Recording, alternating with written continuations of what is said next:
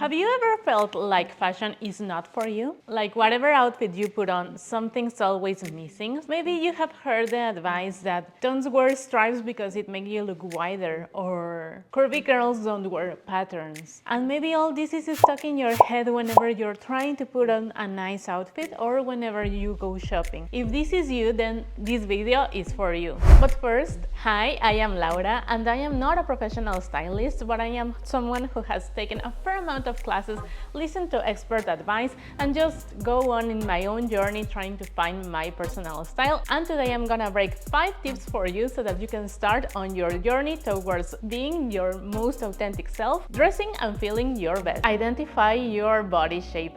And no, I am not referring to take out your measurement tape and figure out if your hips are wider than your bust or vice versa, or assuming that just because you're a curvy girl, you are an apple. It's much more than just figuring out if you're a pear or an apple. It's more about balancing out and creating that nice hourglass silhouette with your body, just balancing your top half and your bottom half. And why is that important? I'm glad you asked. Well, it is important because maybe you have heard too much the advice of wearing stripes will make you look wider. Or maybe you have steered away from peplum or shoulder pads because you assume that you were a certain body type. I was that girl and I steered away from stripes all my life because I thought that it was not something I could ever pull off. But I was wrong. It has nothing to do with concealing or hiding behind clothes. It's more about creating that balance. Some changes need to be on the inside. And we need to talk about stop dressing for everyone else and start dressing for yourself. And why do I tell you that? Well, maybe because you are that girl like I was, wearing that t-shirt and that variation of jeans, but just your regular uniform that make you blend in with the rest of the public out there, with the rest of the people out there. Maybe you're dressing like that because it's too comfortable. It makes you feel safe and protected. It makes you blend instead of standing out. And sometimes in order to look put together and look more stylish and elegant, then most likely you are going to stand out.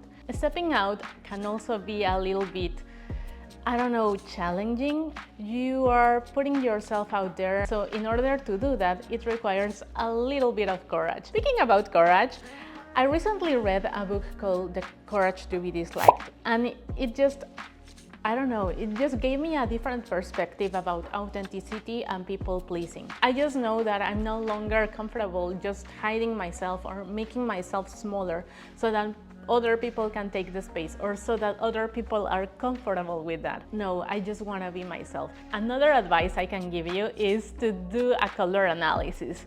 Sometimes it's not you, it's the clothes, and more particularly the colors. Nowadays there are so many trends and it's difficult to buy clothes because nowadays we're buying online more, and when you buy online you don't have that chance to try clothes on. Some colors won't work for you while others will.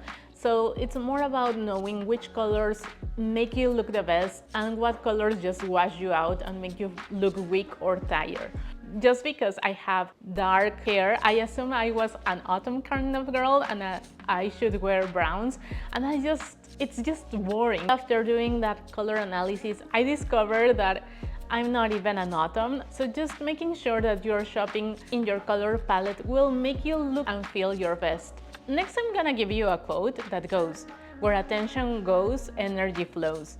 And why is that important? Well, if you're staring in the mornings at the mirror and looking at yourself and just nitpicking on every detail that you don't like about yourself, then that's all you're gonna see. You're gonna see just a set of features that are just negative. Low vibe attracts low vibes. So instead of focusing on the negative, try to focus on the positive. Talk to yourself like you talk to a friend. I'm sure you won't say to a friend, "Oh, look at your hips. Oh my God, this is not looking good." Just stop that. Please make sure you are your best friend instead of just your frenemy.